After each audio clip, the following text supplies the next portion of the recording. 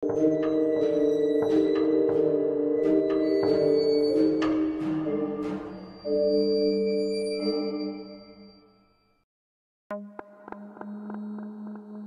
diawali dengan memperlihatkan sebuah keluarga yang harmonis. Sang ibu yang sedang sibuk memasak, sang bapak yang asik bermain piano, dan anaknya Dina yang suka membaca buku detektif.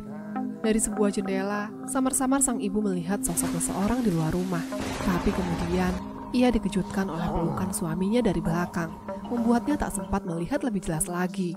Mereka memulai makan malam, sambil menunggu anak lelakinya Andi yang belum juga pulang. Padahal di luar hujan sangat deras, kilat dan petir menyambar-nyambar. Sedang asik-asiknya mereka makan sambil berbincang, tiba-tiba sang ayah tersedak. Ia terbatuk sampai mengeluarkan darah yang cukup banyak, memuntahkan sesuatu dari dalam mulutnya. Sang ibu menyuruh anaknya untuk mencari pertolongan, namun terlambat, sang bapak mati di tempat. Usai memakamkan suaminya, sang istri masih bersedih meratapi kepergian suaminya, sembari menyimpan sesuatu seperti beling yang sempat dimuntahkan oleh suaminya tadi. Dina dan ibunya sedang memasak di dapur. Sang ibu tampak melamun. Dina menegur ibunya. Mereka dikejutkan oleh kedatangan seorang pekerja laki-laki di rumah itu, yang membetulkan langit-langit di kamar ibu Dina yang bocor dan juga memotong rumput di halaman. Dina protes. Kenapa bukan abangnya saja yang mengerjakan semua itu? Ibunya terlalu memanjakannya. Namun sang ibu hanya berkata, niatnya hanya untuk membantu orang. Kemudian, tiba-tiba Andi pulang bersama seorang wanita bernama Hanum. Hanum disambut baik oleh keluarga Andi. Mereka mengajaknya makan bersama. Andi memutar lagu kesukaan bapak, yang kemudian disambut oleh teriakan dari ibunya, menyuruhnya mematikannya karena mengingatkannya pada suaminya. Hanum memperhatikan rumah Andi, melihat sebuah foto yang ada di kamar. Dari obrolan singkat saat makan bersama, Dina jadi tahu kalau Hanum bertemu Andi di kampus. Hanum menitipkan makanan untuk dijual di kantin kampus Andi. Ia membuat bermacam-macam makanan dengan ibunya. Mereka baru saja pindah 2 bulan yang lalu. Hanum ingin membawakan makanan untuk ibu Andi. Hanum merasakan kehangatan dalam keluarga itu, membuatnya merasa iri. Ia mengatakannya kepada Andi. Andi bercerita, jika sebelum bapaknya meninggal sebulan yang lalu, keluarga ini lebih hangat lagi. Sekarang semuanya terasa berat. Ibunya tak bisa melupakan bapak, sampai tak mau lagi memasakkan gulai ayam kesukaan bapaknya, juga memakai baju saat kejadian meninggalnya bapak. Saat sedang asik mengobrol, mereka dikejutkan oleh suara ibunya yang terjatuh di dapur. Ibu merasa tadi tiba-tiba betisnya ngilu sekali. Di kamar, ibu mengoleskan minyak pada kakinya. Tiba-tiba terdengar suara piano. Si ibu mengira itu Andi, tapi ketika dihampiri ternyata kosong. Tak ada siapa-siapa di depan piano. Namun piano masih saja terus berbunyi. Ia memanggil suaminya. Ketika dibuka, tuts piano bergerak dengan sendirinya. Ibunya dikejutkan dengan kedatangan Andi di belakangnya. Andi mengantarnya ke kamar, menyuruhnya untuk beristirahat. Keesokan paginya, sang ibu kembali memanggil Pak Salim, pekerja yang membetulkan langit-langit kamarnya. Ia protes karena kamarnya masih saja bocor dan memintanya untuk memperbaikinya lagi. Ibu Andi sedang memasak di dapur. Kemudian terlihat Andi yang memasuki rumah, baru saja pulang kuliah. Ibunya yang heran bertanya, kenapa cepat sekali pulangnya? Andi menjawab dosennya tidak ada, sambil berjalan menuju ke kamarnya. Namun yang membuat ibunya aneh adalah Andi minta dibuatkan gulai ayam. Padahal ia tahu ibunya tak pernah lagi memasak itu sejak bapaknya meninggal. Kemudian ibu mengajak Andi makan. Ia menghampiri kamarnya, namun tak ada Andi di sana. Tiba-tiba terdengar suara panci berdentang di dapur. Beberapa kali panci terjatuh, menumpahkan semua sop yang dimasak oleh ibu Andi. Tak lama terdengar Andi mengucapkan salam. Sang ibu masih kaget, heran dengan kedatangan Andi. Ia berkata bahwa tadi ada orang yang datang mirip dengan Andi, dan ia masuk ke kamar Andi. Ia juga minta dibuatkan gulai ayam, sesuatu yang tak mungkin diminta Andi. Tak lama kemudian, Hanum datang membawakan makanan untuk mereka. Anehnya, masakan yang dibawa oleh Hanum sama dengan yang tadi dimasak oleh ibu Andi, yaitu sop ayam. Hanum berkata itu khusus untuk ibu. Setelah makan, ibu Andi tampak aneh dan melamun. Ia seperti menggumamkan sesuatu. Tiba-tiba hujan deras disertai kilat dan petir mengagetkannya. Hanum diminta menginap demi keamanan. Di kamar, Dina mengoleskan obat ke kaki ibunya yang masih sakit. Sang ibu melihat ke langit-langit di kamarnya yang masih saja bocor. Ia berkata kepada Dina, ia merasa sejak bapak meninggal ada banyak kejadian aneh. Petir dan guntur terus terdengar. Dina pergi mengambil lampu. Ibunya sendirian di dalam kamar. Ia ketakutan. Hanum memberikan lampu kepada Dina, namun Dina tak kunjung ke kamar ibu. Terdengar suara teriakan dari kamar ibu. Ia ketakutan, berusaha menyalakan lampu. Sesuatu seperti air berwarna coklat gelap terlihat mengalir dengan cepat, naik menuju ke langit-langit kamarnya. Hanum mendapati ibu sudah pingsan. Pagi harinya, mereka membawa ibu ke dokter. Ia diberi obat penenang. Mereka melewati rumah seorang dukun. Andi heran pada orang-orang yang masih saja percaya dengan dukun. Hanum masih di rumah Andi. Ia membuatkan ibu minum, kemudian menanyakan kondisi ibu pada Dina. Pak Salim tampak baru saja selesai memeriksa langit-langit kamar ibu untuk kesekian kali. Ia mengatakan semuanya baik-baik saja. Seharusnya kalau hujan, air tidak akan tembus. Ini hari terakhir ia bekerja di situ.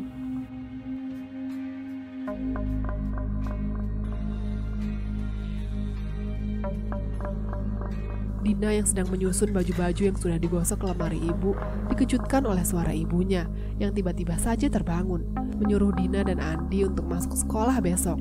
Dina sempat mengambil beling yang disimpan di lemari ibu. Dina membicarakan hal ini kepada Andi. Ternyata beling yang ada di ibu sama dengan beling yang ada saat bapak meninggal. Ibu tahu ada yang tidak beres dengan kematian bapaknya. Ini bukan penyakit biasa, namun Andi masih tidak percaya. Dina menegaskan, apakah Andi akan percaya saat ibunya sudah mati? Keesokan paginya saat Dina sudah berangkat ke sekolah, ibunya pergi menemui dukun Jarwo. Ternyata ini bukan pertama kalinya sang ibu datang ke tempat itu. Mereka sudah pernah bertemu 20 tahun yang lalu. Dan sekarang sang ibu kembali datang. Dukun Jarwo yang mengenal ibu memanggilnya dengan sebutan Sri, menanyakan maksud kedatangannya. Sri mengatakan bahwa ada yang aneh dengan dirinya. Dukun Jarwo berbicara tentang iri hati. Ia mulai memeriksanya melalui media telur, mengatakan bahwa Sri disantet. Dukun Jarwo mendatangi rumah Sri untuk mengambil santet yang ada di sana. Ia membuka sebuah botol kecil berisikan sesuatu seperti cacing yang kemudian terbakar. Diikuti Sri yang mengerang kesakitan. Botol kosong itu ganti diisi dengan kepulan asap hitam yang membumbung di langit-langit kamar Sri. Seketika aura mistis di kamar itu hilang. Dukun Jarwo mengatakan bahwa ada seseorang yang menginginkan kematian Sri secara perlahan-lahan. Sri menyebut kata balas. Jarwo yang telah menyelesaikan urusannya berpapasan dengan Hanum yang datang ke rumah itu. Hanum membuatkan bubur untuk ibu dan menyuruhnya istirahat. Sakit di betis ibu telah hilang. Sri berada di rumah dukun Jarwo untuk melanjutkan pengobatannya. Jarwo menyembelih beberapa ekor ayam hitam. Sri menyerahkan sebuah foto kepada Jarwo, bertanya apakah orang itu yang menyantetnya. Jarwo mengiyakan. Jarwo masih melanjutkan ritualnya, membakar sesuatu seperti cacing dari sebuah botol. Jarwo tampak melawan santet itu. Awalnya situasi tampak terkendali, namun tiba-tiba ia memegang leher Sri dengan kuat, dan seketika tubuhnya terangkat ke atas, kemudian terbakar.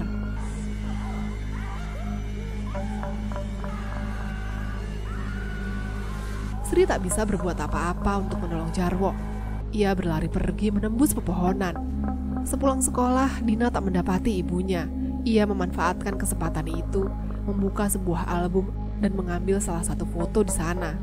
Tak lama kemudian, ibunya pulang dalam keadaan menangis. Bajunya sobek-sobek, ada bekas darah di muka dan bajunya. Ia tampak syok, namun ia tak mau memberitahu Dina dari mana ia pergi. Dina menceritakan semua itu pada Andi.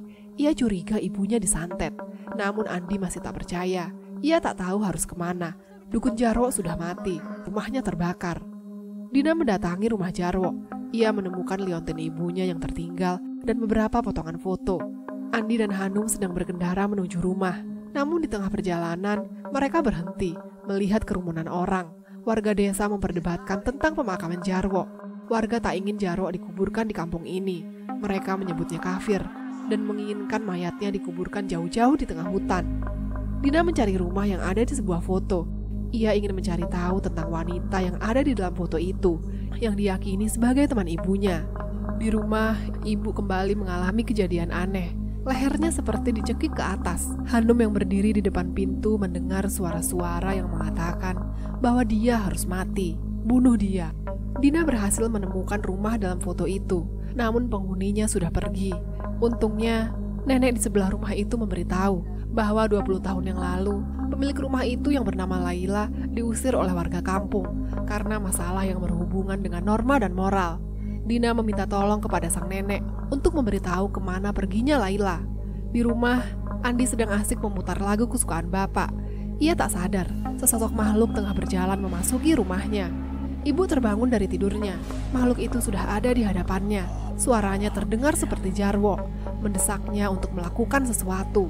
Sri mulai membaca ayat kursi sambil gemetar menahan takut. Namun mirisnya, hantu Jarwo malah melanjutkan ayat yang dibaca oleh Sri.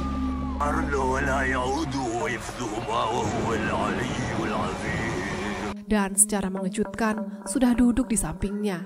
Sri berteriak, ia menyebut nama Jarwo. Andi teringat perkataan orang-orang tentang Jarwo, bahwa mayatnya tak akan diterima bumi karena ia menyembah setan dan ia akan bangkit kembali.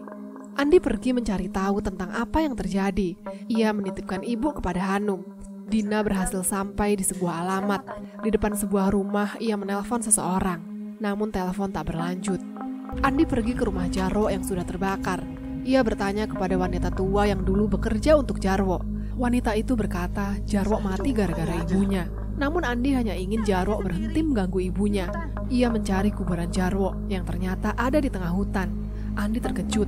Di samping kuburan Jarwo ada sebuah lubang yang sudah tergali, siap mengubur seseorang. Dina sampai di rumah. Ia langsung mencari ibu.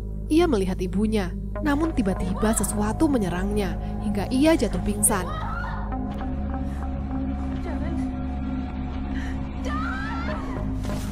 Di kamar, ibu berhadapan dengan sosok hantu Jarwo. Ia menyuruh ibu untuk mengakhiri hidupnya, mengatakan bahwa ini adalah karmanya.